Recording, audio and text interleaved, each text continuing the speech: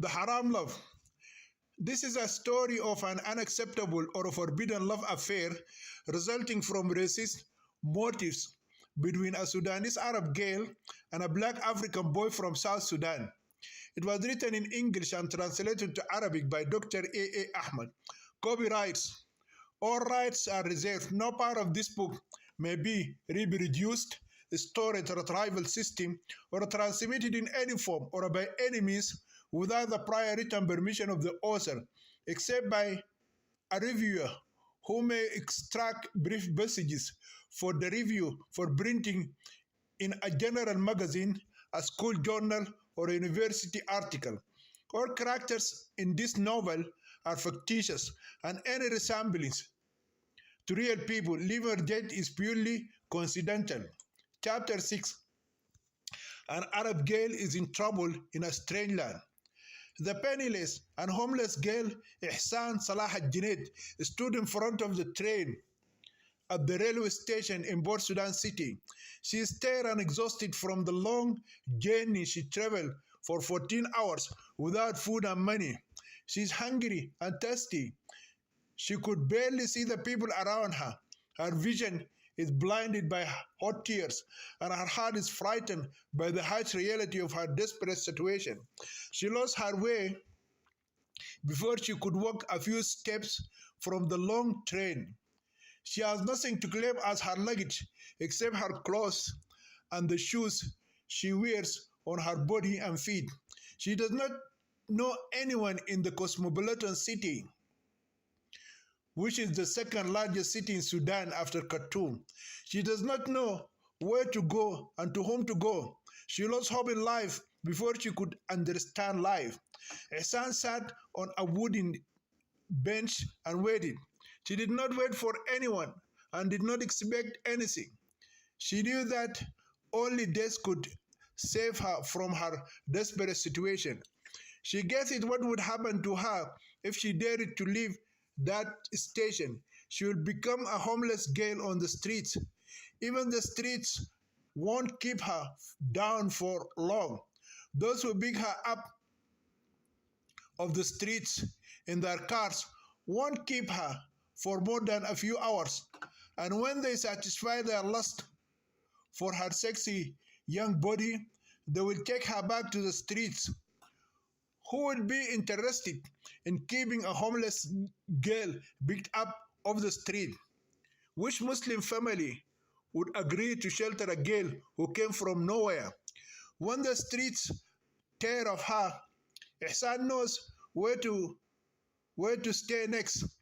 There she can find shelter for her body, but not for her conscience. In those brothels, she will be sexually exploited and abused by everyone. She should be satisfied with being called a bitch. Every cop in town will know her. Again and again, she will be arrested as a prostitute.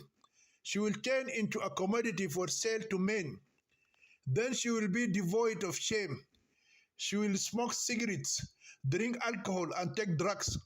But none of these tranquilizers could remove the shame or calm the voice of her conscience. While she was contemplating her desperate condition and her unknown fate, Ihsan felt the presence of someone sitting near her. She turned her face and saw a short, ugly-looking man. The man smiled at her, but she looked at him with fear. He pushed his body close to her until his knees touched her thighs. Ihsan immediately got up from the wooden seat and walked quickly, trying to get away from him. The man rose to his feet and began to follow her. She looked around for help from the police or any respectable person. She noticed that most of the people on the station platform were not the kind of people a homeless girl could ask for help. Only beggars, loiterers, hustlers, homeless people, and others scary-looking guys can be seen scattered here and there. Her quick steps led her out of the station into the crowded streets of Port Sudan. Like blazing tongues of fire, the scorching summer heat attacked her skin. She started shaking and sweating as if a bucket of hot water was thrown at her. She continued walking, and the chasing man continued to follow her. Every now and then, she would look back and see the man following her like a stray dog. A son tended it to pick up some stones and scare him. She realized that this would attract the attention of others. She resisted the idea and hurried along the path.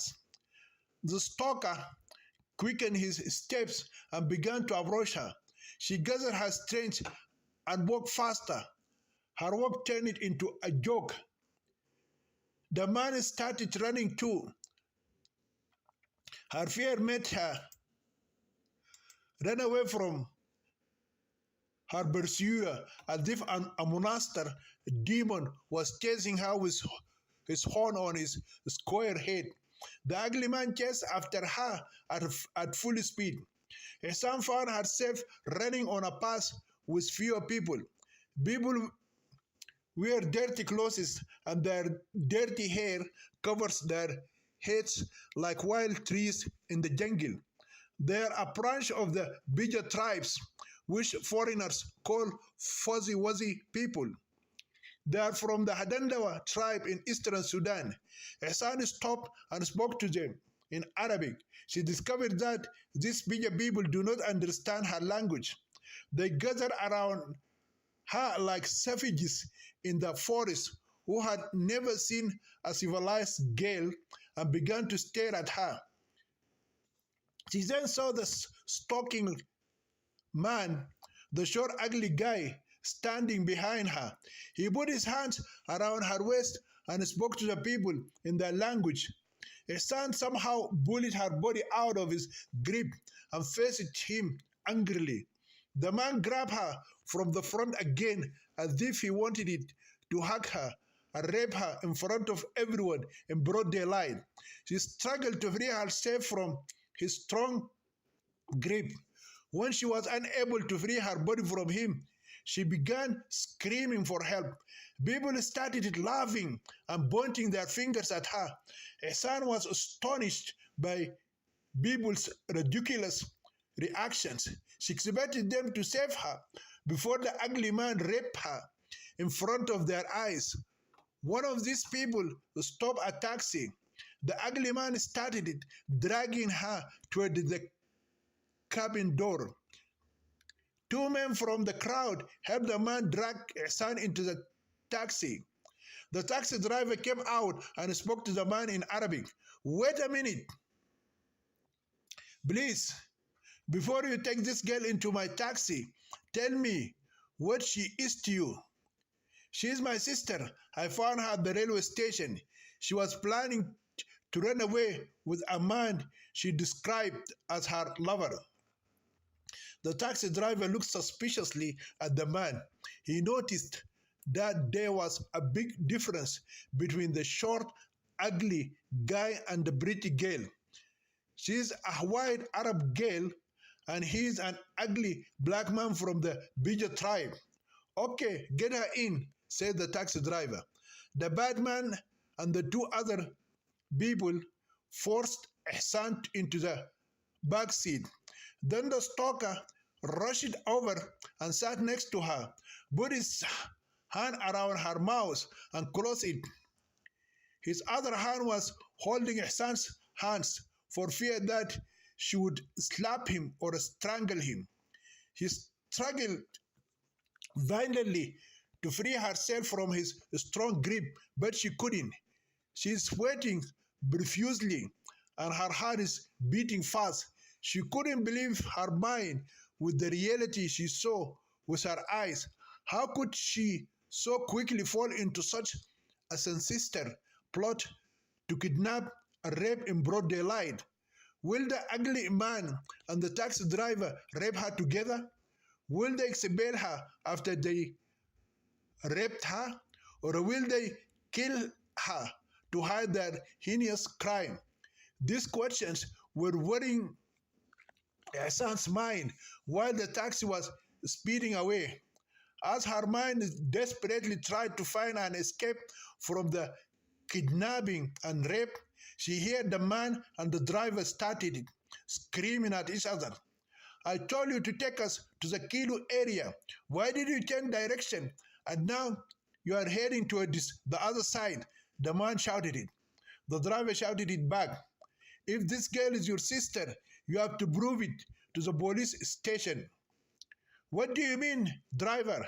I tell you, she is the daughter of my auntie, Haskanita bint Hamashkoreb.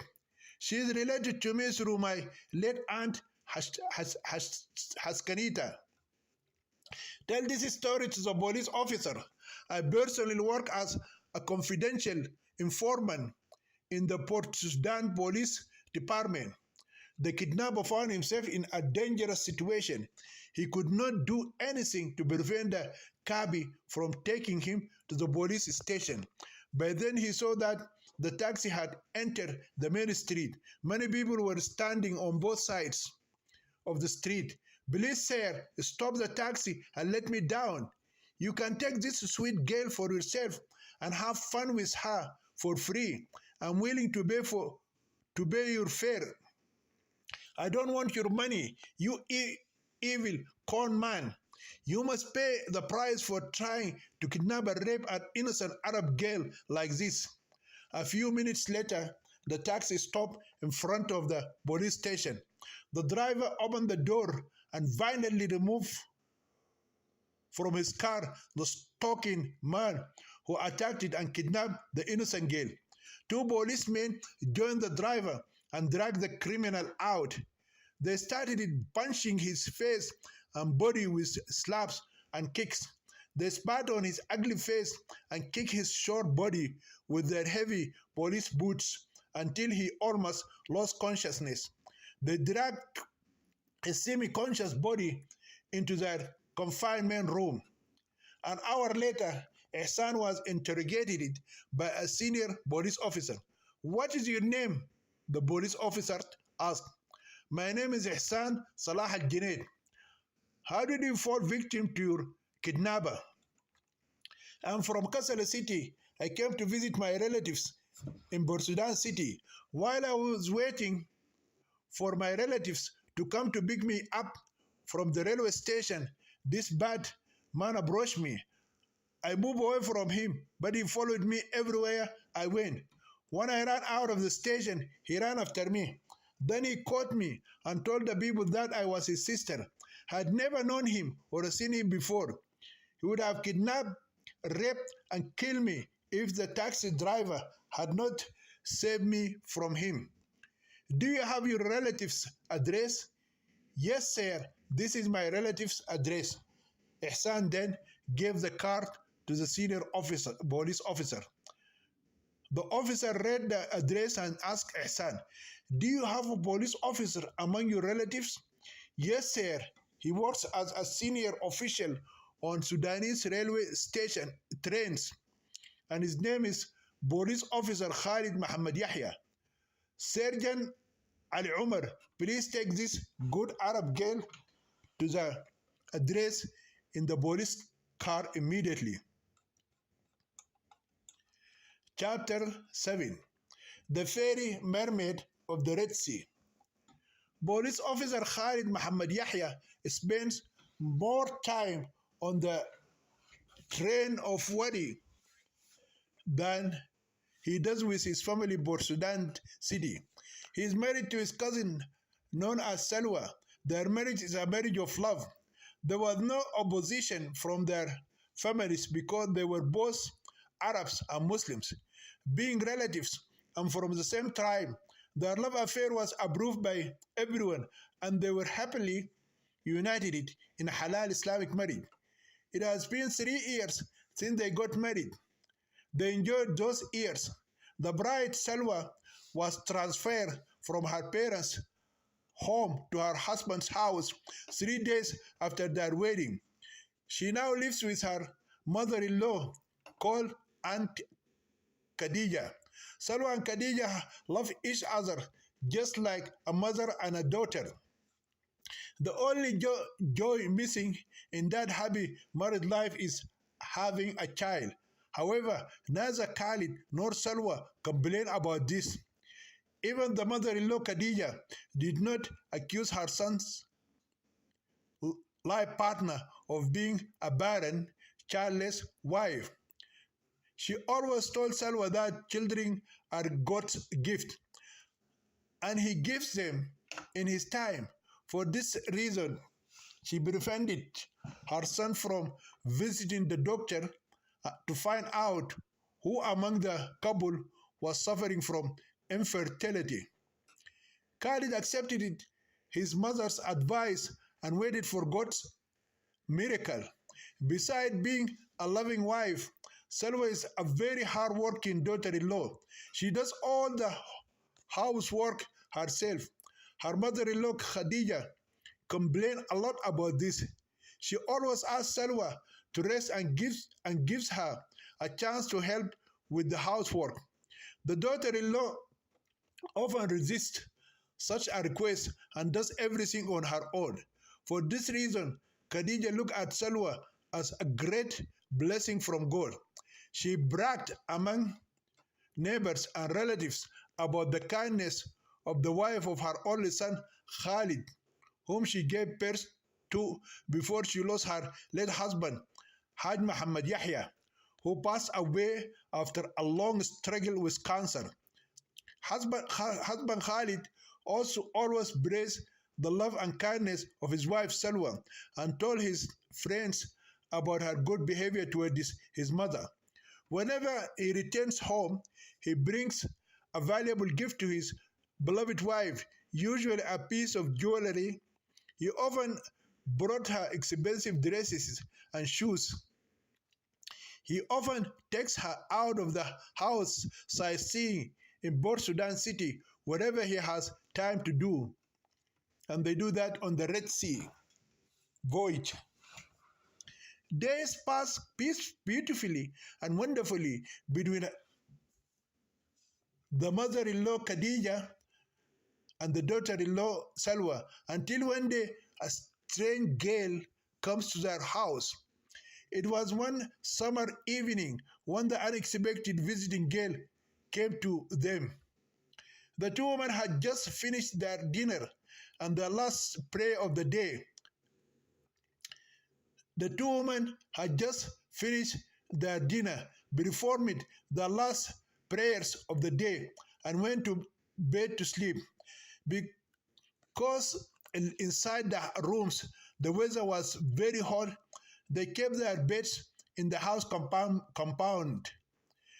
They spent a few hours lying on their beds, talking and gossiping about other people's affairs.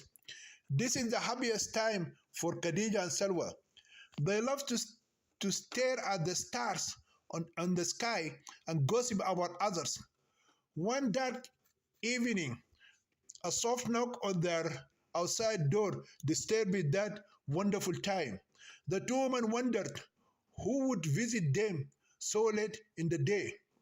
They understood that the unexpected visitor would not be Khalid because he always called from the Port Sudan General Railway Station and informed them of his arrival.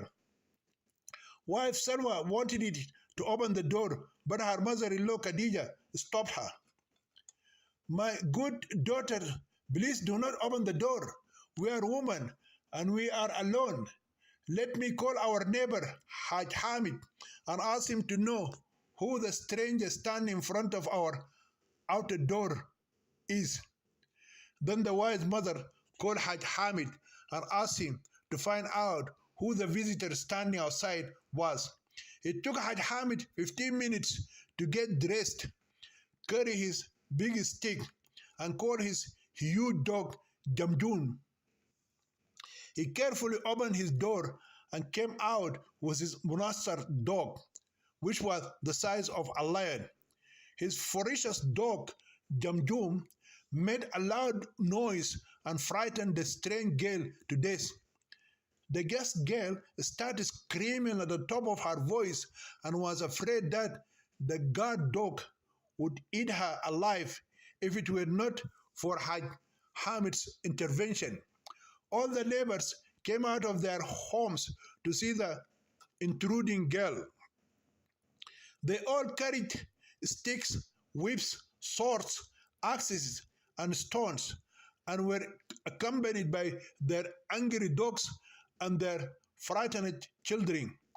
They seemed to the guests in their numbers and shapes like insects of the night. The rabbit dogs joined Hamid's big dog, Jamjum, and began barking like wolves at the strange gale. By then, the unknown girl had become so terrified that she was shaking like a reed and sweating. Hajham shouted at the neighbors and ordered them to catch their cursed dogs before they devour the creature standing in front of the house of police officer Khalid Yahya. When the dogs and humans calmed down, the frightened Haj Hamid began to question the strange female. Are you a human or a demon or the fairy mermaid of Al Jinniya, the bride of the Red Sea? Haj Muhammad asked the female creature loudly. The frightened girl said in a crying voice, I'm a human female like you, uncle, and not the fairy mermaid, Al Jinniya, the bride of the Red Sea. As soon as the strange girl informed Haj Hamid that she was a human being, one of the daughters of Adam and Eve, not a satanic female or a fairy mermaid who emerged from the Red Sea, then the neighbors, their dogs, and their children approached her a few steps closer. More than 30 powerful flashlights, call it lanterns, or a furnace, were turned on the strange girl's face. The guest hears the whispers and chatter of women, the sounds of children screaming, and the murmur of men, but she does not see any of them. For a while, those powerful flashlights continued to move up and down the new girl's body. It seemed that people are either amazed by the unknown female creature's stunning beauty, or that they do not yet believe that she's a human being. Then the strange girl began to hear some elderly people loudly rebuking Satan and praying in the name of God. One pronouncing the name of God Allah and reading the throne verse from Quran in Surah Al-Baqarah did not cause the lovely female creature to disappear. The neighbors became comfortable. Then Haj Hamid shouted at the top of his voice and asked the men to turn off their flashlights and return to their homes with their women, dogs, and children, and leave him alone to deal with the unknown girl's matter. Then he raised his light stick and knocked on the outside door of the police officer Khalid Yahya's house. The Hajj shouted loudly, "O people of the house, O people of the house, you have a teenage girl who came as a visitor to you from an unknown place." Then finally, the two frightened women opened their outer door. Khadija and Salwa looked at the strange girl for a long time before inviting her to enter their house. As soon as the strange girl's feet touched the soil of their home, the two relatives wanted to know not her name or where she came from, but the purpose of her visit to them. The two ladies were disappointed when the unidentified girl entered without revealing her reason for coming. As a result of her reputation for generosity, Khadija brought some cold water to the strange girl and asked her to sit on a chair. The guest girl said quietly, "My name is Ihsan Salah Al-Junaid. I'm from Kassala city." This information did not explain anything to the two women, and their serious looks revealed to Ihsan that more details were needed. I arrived in town today. I do not have any relatives or acquaintances in Port Sudan City. The additional information made things more complicated for the two women, and their faces became angrier. I recently met police officer Khalid Muhammad Yahya on the train. He gave me this home address. He told me if I needed any help, I could visit his family. This last information comforted the mother a little, but it ignited the fear of jealousy in the wife's heart. Did you come to complain to Police Inspector Khalid about your missing luggage? The police officer's mother asked. I have no luggage or money.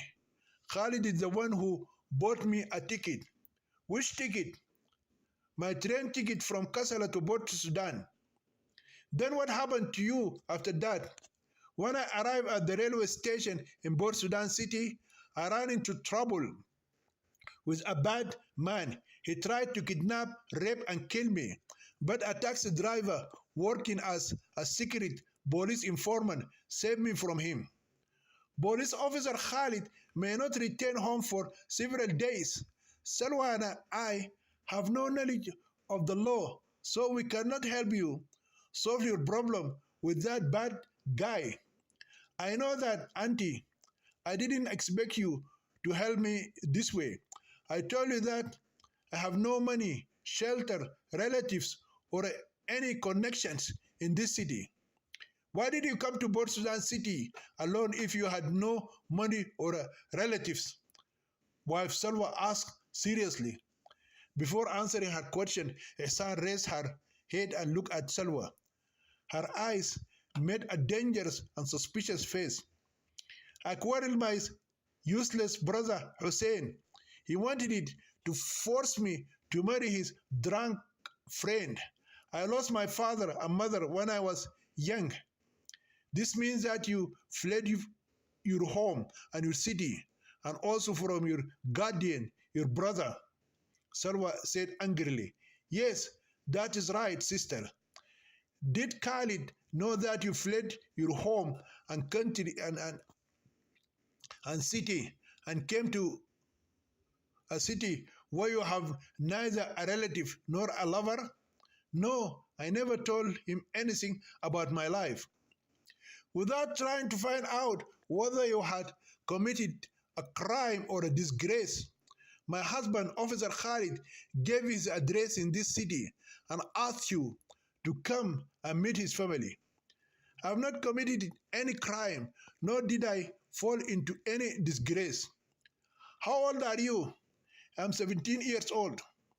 What would you have done if you had not met Police Officer Khalid Yahya on the train? I don't know. Mother Khadija said, well, my daughter, because my son Khalid sent you here, he will definitely find a solution to your problem. What about the neighbors? The daughter-in-law asked her mother-in-law angrily. How can we tell them such a story and expect them to believe it? Salwa continued loudly. Khadija answered anxiously, I know my daughter. The neighbors will come tomorrow to see her and ask us who she is and where she came from. We will tell them that she's a strange girl. She has no family or relatives. She was a virgin in heaven who fell yesterday from the zodiac sky, or a fairy Al-Jinniya bride who emerged from the Red Sea. The daughter-in-law said sarcastically to her mother-in-law. Khadija said politely to Salwa, I didn't say that, my daughter, but what do you expect me to do? Do you want me to send such a little girl to the streets at this late hour of the night?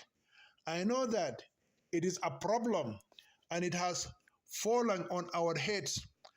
As the Proverbs says, the disaster that falls from the sky is swallowed up by the earth. I knew that my husband Khalid's generosity would bring us misfortune one day and spoil our names among our neighbors. Don't talk like that, my daughter Selwa. Since my son Khalid was born, he has not brought me any calamity or a shame. Do what you want to do, you and your son. If a disaster happens in this house, don't don't blame me for it. Once Salwa said those words, she got up from her chair and went to bed. Then she lay down on her bed and turned her face in the opposite direction. Mother Khadija said to the unwanted girl, listen, my daughter Ihsan, if you did something bad and ran away from it, days will reveal it. And so your crime or a shame will follow you wherever you go. Now let me prepare something for you to eat before you go to sleep. Chapter 8. Worries and fears of officer's wife. The wife Salwa was the first to wake up the next morning. Her sleep last night was short and she had many bad dreams and terrifying nightmares. She stayed awake in bed for long hours before falling asleep late last night. She was constantly thinking about the strange guests, many illusions and possibilities formed in her imagination, such as Khalid falling in love with the new girl because of her wonderful beauty and young age. He may use her lack of children and being barren wife as an excuse and marry the sweet girl in hope of having a son who will bear his name. Who knows, maybe he actually fell in love with her and used that amazing, unbelievable story to cover up his betrayal. Who will stop him or blame him for that? He will say that Islamic Sharia law gave him the right as a man to marry up to four Muslim wives at the same time if he so wishes. What would happen to her if her man Khalid did that? She may lose her husband's love and her mother-in-law's respect and become a first wife with a young wife who is competitive and harmful to her in her married life. All relatives, friends, and neighbors will praise the new wife and show great affection to her children. If she shows any jealousy or disrespect toward the second Muslim wife, her husband Khalid may divorce her or beat her up. Who can prevent him from doing that? The Quran allows him to beat his disobedient wife in Surah An-Nisa 4th verse 34, and also allows him to marry four wives at the same time as in Surah An-Nisa 4th verse 3. This source occupied Salwa's mind for long hours before she fell asleep. Once she fell asleep, she saw those fantasies and fears manifested in real life. In her dream, she saw her handsome husband Khalid in his wedding clothes, and next to him sat his beautiful new bride Ihsan. She stand like an unwanted first old wife in a remote corner of the house. No one cares about her or wants to talk to her. She was shedding hot tears like raindrops on her cheeks, floating from her swelling eyes, and snot was flowing from her nose. Her torment and deep sadness forced her to wake up from her dream. But her tears continued to flow from her red, swollen eyes and down her cheeks. Having her tears flood made her believe that the dream would come true. She cried bitterly when she fell asleep again. She saw the new bride holding a beautiful child in her hands. She wanted it to take that baby boy from his mother, Ihsan, but her husband Khalid and her mother-in-law, Khadija, did not allow her to touch him. She fell to her knees and began to wail and cry, pouring dust on her head. No one bothered to pick her up from the ground or console and calm her down. She woke up from her second nightmare and was terrified. She felt as if a female demon had attacked her in her sleep and tried to strangle her to death. This time she decided not to sleep again. Once Salwa looked at her watch, she noticed that she had woken up early. She went to the mirror and looked at her image. Her eyes are red, her cheeks are buffy, and her hair is disheveled. The sad wife went to the bathroom and took a shower. Then she spent a long time styling her hair and hiding the traces of her fears and tears. When she went out, she found that her mother-in-law, Khadija, had woken up and was in the kitchen preparing breakfast. The unwanted guest is still asleep and having sweet dreams. The jealous wife, Salwa, approached her and looked at the face of the sleeping beauty, Ihsan. Besides her umbrelled, beautiful face, Salwa noticed that there was something unique about Ihsan. She stared at her for some time. After a lot of thinking, measuring, and comparing the guest to herself, Salwa realized the hidden, mysterious charm of the new girl. The mystery has to do with her short hair, which looks like a boy's hair. Actually, the wife of the officer, Khalid, has long hair and everyone praises her. But she had never seen or expected to see an Arab girl cut her hair and become like a boy. She became convinced that her hair, cut like boys, added charm and beauty to the unwanted visitor. She envied her and wished that her mother-in-law Khadija would either expel the strange girl from their house as quickly as possible or force her to grow her hair long until it became like a boy's until it became like a girl's hair. As Salwa stared at Ihsan's face, she seemed to see that her beautiful eyes were gradually opening. They continued to expand until they were completely revealed. She saw that her eyes were the most beautiful features of her face. Ihsan smiled and said to her, "Good morning, my sister Salwa." The innocent smile of the beautiful girl struck the heart of Officer Khalid's wife like a poisoned arrow. Therefore, the envious woman did not return the greeting and did not wish the beautiful girl a good morning, but rather turned her back and walked away. The unwanted girl felt Salwa's jealousy. Ihsan correctly guessed the reason for her envy. She saw that the wife, Salwa, might have suspected that the new guest girl and her husband Khalid were having a secret love affair. Ihsan's heart was filled with fear when she remembered the handsome police officer Khalid's admiration for her beauty when he saw her on the train of worry. During the day, Salwa's jealousy manifested itself in many ways.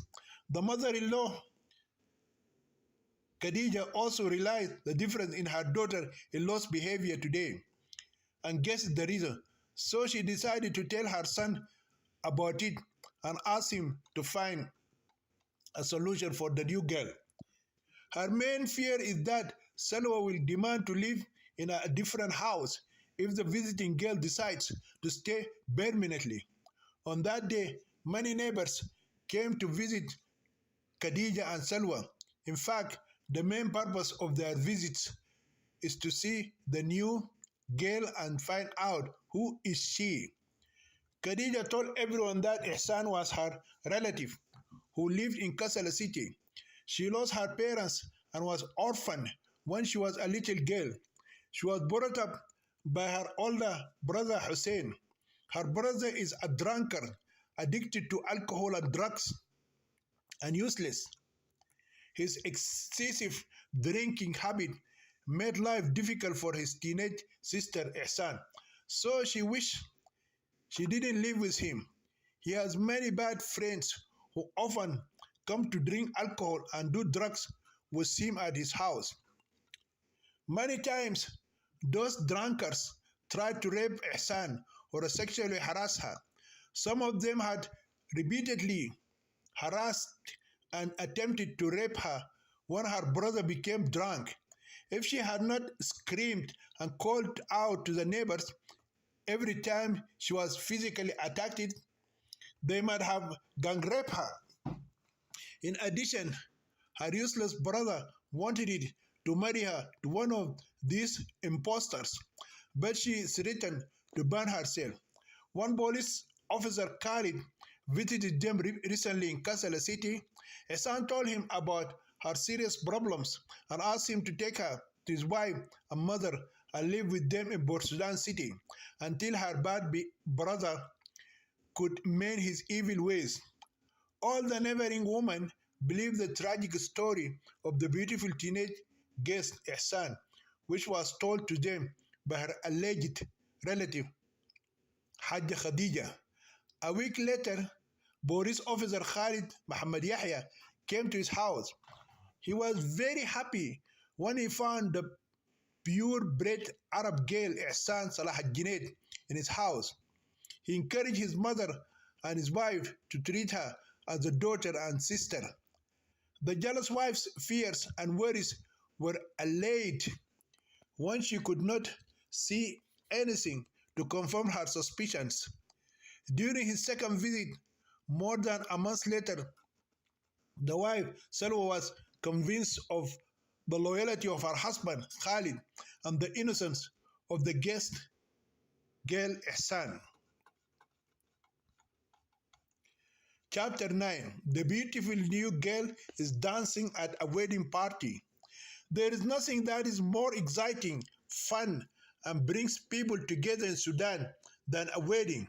At the wedding, young people will be able to see the girls dancing and revealing their beauty and the charms of their bodies. Dancing will begin immediately after guests have eaten. First, the bride will dance with her groom. Then the bride's mother and sisters invite the unmarried girls to come forward and dance. No girl will dance with a guy, but alone. She will stand on a carpet, remove the Sudanese sari from her head, and dance. She barely moves from her place. She will simply stand in one place, spread her hands, raise her head and chest, and close her eyes. Then slowly to the music, she will swing her neck and body forward, back, and sideways. The other girls will stand on the same carpet and do the same artistic actions. There is no prior training or a standardization in dancing. While the girls dance, young boys approach them and take their shabbals. The shabbal is a gesture of approval that a girl makes to a boy who approaches her and waves his hand or snaps his fingers above her head. When the girl feels the boy's movement or feels his presence near her, with her eyes closed, she will shake her head, touch him with her hair. This consenting gesture is very pleasurable for both the girl and the boy. However, if a strange man or an unknown boy requests or wants to obtain such consent of Shabbal from a young woman and he is not a relative of the girl or known to her, the result may be bloodshed on the part of her brothers or cousins. It is not permissible for everyone except a relative, a close friend of her family, or a neighbor to take the shabbal from a girl. If a beautiful girl finds favor with a young man, he may give her some money. The money is a paper currency that the boy places on the girl's forehead. If a girl gives the shabbal to a young man, it does not necessarily mean that she loves him or wants to marry him. However, many love relationships and marriages begin this way. Mothers and sisters will keep their eyes open on such occasions, hoping that a beautiful girl will attract their attention so that they can propose to their son or a brother. Boys, of course, are not like girls who need to reveal their beauty and charm through their dancing. Young people have different ways to show their courage. When the groom comes to the carpet after he finishes dancing with his bride, he has a long whip in his hand. He moves up and down and hits the air with his whip. A brave boy comes out and takes off his shirt. The groom begins to flog him with all his might on his bare back. This brutal beating continues until another brave boy steps forward to take the place of the first heroic boy. Then a third brave knight accepts, takes up the challenge, and endures the painful beating on his bare back. This flogging continues on the young men just as the camels are beaten until the groom gets tired. Mothers, sisters, and other women express their admiration for the young people for their courage, strength, and endurance. They make loud sounds of ululations or joy through their tongues and lips. At that wedding party, the beautiful new girl, Ihsan, was the fairest young teenager chosen by the bride's mother to dance. The bride's sisters also asked the other girls to come out and dance on the big carpet. The whole circle became crowded with dancing beauties. The young men came forward, approached the girls, took their consent of shabbals, and placed their money papers on their foreheads. But no girl got so much money as the strange girl Ihsan. The other girls quickly realized this and began to withdraw one by one until the lovely girl Ihsan was left alone on the dance mat. Young people have crowded it around the beautiful new girl, all wanting to take her approval of their shabbals and bless her with their money. Ihsan felt shy when she realized she was left alone, so she quickly withdrew as well. As she headed toward her seat, she heard screaming and commotion. The boys all scream her name, Ihsan, Ihsan. The woman demand that she return. Many women block her way and ask her to continue dancing. The bride's mother pleaded it, saying, "If God is dear to you and you love his Prophet Muhammad, then come back and dance." Ihsan said, "Please let me get some rest. I'm getting tired." She also said, "Let another girl dance." Those words of apology from the beautiful new girl Ihsan fell on deaf ears. The bride's mother, sisters, and other women pulled the new beauty back into the dancing circle. Ihsan continued to resist and pushed herself back. Only when Aunt Khadija and Sister Salwa joined the group did the new guest agree to dance again. The crowd of young men shouted it, embraced her, approached her with their shabbals, and asked for her approval. Ihsan was ashamed and put her hands on her face and covered it. The groom approached her, held her hands, and moved them away from her face slowly and gently. This bold action of the groom caused loud shouting and clapping of hands by the young men, admiring the strange new girl who is extremely beautiful, very attractive, and sexually exciting to them all. Therefore, the beautiful girl spread her hands like the wings of an angelic being, descending from the sky, and began to dance. She is like a colorful bird, like a peacock, flying above flowers and roses. Within a few minutes, the bills of currency notes were dropped on her forehead and scattered around her. Now she had become like a beautiful, colorful butterfly flying over a garden full of coins of roses and flowers. Even the groom was affected by her beauty and wonderful sweetness. So he approached her face, and took his shabbal. He put his hand into his pocket and took out a lot of bank notes. Then he threw the entire amount on Ihsan's head. The currency notes fell on her head and face, causing her to open her eyes and laugh. She blushed and put her hands on her face to hide her laughter.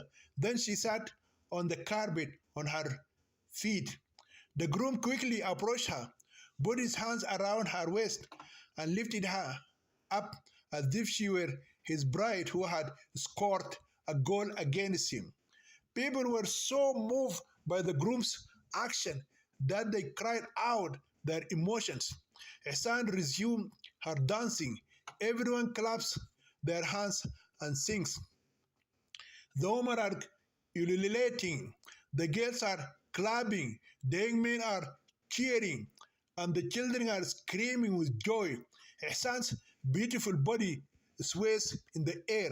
People's hearts are full of happy moments. Some are sitting around the dance mat. Many others are standing on their feet. Men and women of short stature stand on chairs. Mothers carry their babies on their shoulders.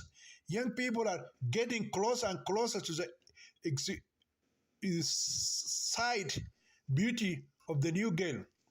On that wonderful and beautiful night, a handsome young man forced his way through the crowd towards Ihsan and took his shabbal. Then he took out of his pocket a large necklace of pure gold and put it around the neck of the beautiful new girl. His astonishing action caused a shock like a quick electric current that knocked everyone silent. One could hear a pin drop. People watched with great amazement such a rare event. No rich boy has ever shown such affection towards a beautiful girl in that cosmopolitan city of Port Sudan. Chapter 10. Love of the noble Arab boy Samir. The next morning, Ihsan was the last person to wake up from her sleep. When the beautiful guest woke up, she had a headache, and Khadija approached her and said quietly, "Good morning, my daughter Ihsan." "Good morning, Auntie Khadija," the new girl said in a sleepy voice. "I'm sorry I woke up late. I have a severe headache, Auntie." "A headache? I expected something like this to happen to you," said Auntie Khadija loudly. "Let me go get the censer and fill it with incense. You have been bewitched by an evil eye. Not every eye was good looking at you last night. I have to get the incense burner before things get worse. It has not an evil eye that enchanted me, but because of the screaming and dancing, I got this headache. I do not believe, my dear auntie, that anyone, whether man or woman, bewitched me yesterday. You are still a little girl, my daughter Ihsan. You don't understand much about these things. There are always evil eyes and envious people. If incense will not drive the evil eye out of your body, then I must take you to the witch doctor, Fakim Mamoon, with Jabbar al Maksura. He is exceptionally good at keeping the evil eye away. It must have been a jealous girl or an envious woman who gave you the evil eye. Why not the eye of that crazy boy who gave me the gold necklace? And Khadija said loudly, "It is impossible. This boy will never give you the evil eye. Don't you know who he is? He is Samir wad Mas'ud. His father, Sheikh Mas'ud, is the richest man in our city. He is from a noble family. His parents are pure Arabs who trace their ethnic roots to the Arab Prophet Muhammad. May God bless him and grant him peace. You will be the luckiest girl if this noble Arab boy becomes your share in this life." Salwa and I were talking about him. I prayed to God and his noble messenger Muhammad that Samir wad Mas'ud proposed to you. Is this means he is so great? I don't know much about him. Every Arab family in this big city is waiting for Samir to propose to one of their daughters. The girls are crazy in love with him, and they all run after him. He is very handsome and very rich. He was born into a noble Arab family, had an excellent upbringing, and received a higher education. He will become a doctor very soon. He is in his final year at the Faculty of Medicine at the University of Khartoum. Is he in such high demand among young girls? You must also pray to God and his noble prophet that what Samir did to you yesterday will not be just a night act that will be erased in the morning. But I am not interested in marriage now, Auntie Khadija. Besides, I don't know the boy. My daughter Ihsan, you have grown into a beautiful bride. You saw the way the boy's eyes were looking at you while you were dancing last night. They wanted it to eat you for your sweetness. But I don't love that crazy boy who put the gold necklace around my neck and gave it to me as a gift. Love, this is the last thing I expected you to talk about. Samir has already fallen in love with you. If he didn't fall in love with you, why did he give you such an expensive, precious necklace made of pure gold? Maybe he loves me, but I don't love him.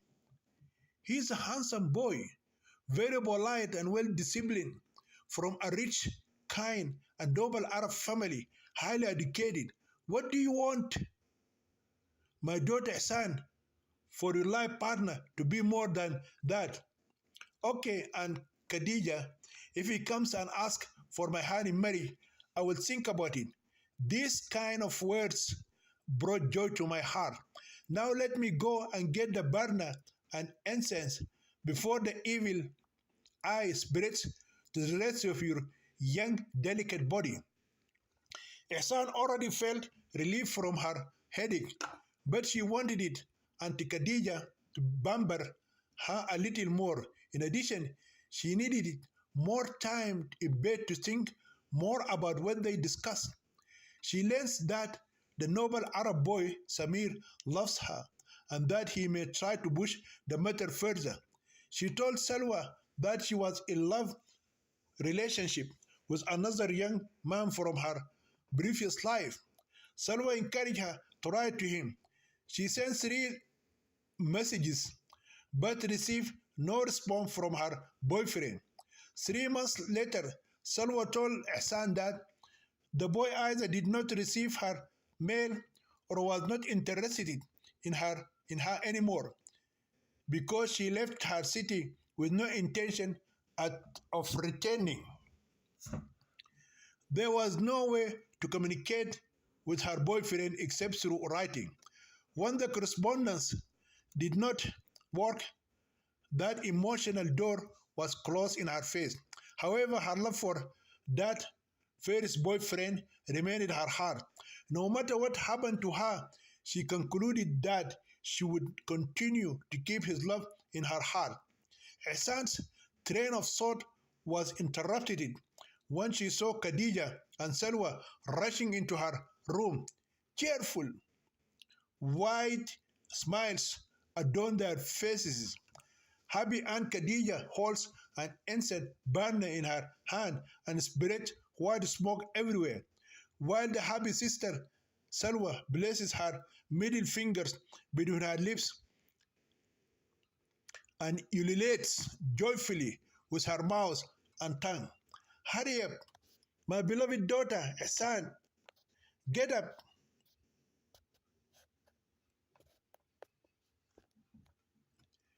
Hurry up, my beloved daughter, Ihsan, get up. My lucky daughter, I just told you that your happiness will come to your door. Then Hajja Khadija shook the censer and answered on the head of the beautiful guest Ihsan 3 times and resumed her speech. Samir's mother came here with his sister. They want to see you and talk to you. Please hurry up, my daughter. Wear your beautiful dress that your sister Salwa gave you and come to meet this noble Arab woman. When Aunt Khadija announced the good news, her censer filled the entire room with white frankincense incense. Ihsan and Salwa chased the smoke out of their noses and mouths. Officer Khalid's wife said while coughing, "They are inviting us to dinner at their mansion." Once again, Khadija swung the censer around Ihsan's head 7 times and then rushed out. Salwa and the guest girl continued their conversation with coughing, sneezing, and teary eyes. "Most likely," said the police officer's wife, coughing, "Samir's sister, Samira, is the one who will tell you about her brother's engagement." Guest Ihsan said as she sneezed, "But I'm afraid." "Why are you scared? You should be so happy. I know you're still thinking about that boy you love when you live with your drunk brother in your city, Kasala. But you, my dear Ihsan, have done everything to contact him, but he didn't reply to any of your messages. What can you do more than what you have already done? Of course, a beautiful young girl like you wouldn't wait for a boyfriend forever. Maybe he fell in love with another girl from his tribe and married her and forget all his love with you. But my beloved sister Salwa, I'm afraid to marry this rich Arab boy, Samir Wad Masood. I don't know anything about him or his family. I'm not sure if he will stand by me if anything bad happens to me in the future. Of course, he loves you and would sacrifice his life for you if need be. A Sudanese proverb says, it is better for you to marry the boy you runs. It is better for you to marry the boy who runs after you than to marry the boy who you are chasing. Samir is pure-bred, noble, and very highly educated Arab boy. He will do anything to make you a happy wife. I don't think I am ready for marriage now. I don't know what tomorrow will bring. I'm very afraid of my unknown future. With Samir, your future will be as white as milk. There is no girl as lucky as you to win the love of Samir Masood in the two largest cities in Sudan, Khartoum and Port Sudan. Ihsan wanted it to speak more, but Salwa pulled her right hand and said to her, "Get up, take a shower, and prepare to meet them. The strange girl Ihsan entered the bathroom, took a shower, combed her hair, and changed her dress without seeing what she was doing. Meanwhile, she was immersed in deep thought. The more she thought about her dark past, the more she feared her unknown future. Her imagination depicted her past as a monster that haunted her wherever she went. From time to time, she would recall the image of the boy in question and learn that he would be a wealthy, educated, noble orator. She knew that he was very handsome and that he attracted her attention as a young man with a wonderful personality before she saw him last night at the wedding party when she danced and everyone admired her. She met him on several occasions, admired his attractive personality, and exchanged glances and smiles with him. He spoke politely, wore fine clothes, and spoke wisely. He was truly worthy of praise and admiration from those around him. Hassan knew that out of all the girls, she was the only one who received his admiration and love. However, the beautiful and charming guest Ihsan Salah al-Junaid is not sure whether the noble Arab boy Samir Wad Maz'ud will remain loyal to her, especially when he discovers her dark past. Thinking about this worry bothered her, and she could not find an answer to it. Only the unknown future can tell us and reveal the answer. However, Samir's sister Samira bint Maz'ud spent some time with the beautiful girl Ihsan alone in her room. She praised her beauty, personality, and dancing yesterday. Then she revealed her brother's love for her and his willingness to marry her. Ihsan remained silent, which is what is understood in Sudanese society as approval for the engagement. If a Muslim girl is told that a young man wants to marry her and she remains silent and will not object, this means that she acquiesces and accepts the marriage proposal to marry him. Later that evening, Auntie Khadija happily confirms her relative Ihsan's approval by accepting the invitation to dinner at the mansion of Samir's wealthy Arab family. Thus, the beautiful Muslim girl Ihsan Salah al-Junaid was officially engaged to the handsome Arab boy Samir Wad Maz'ud.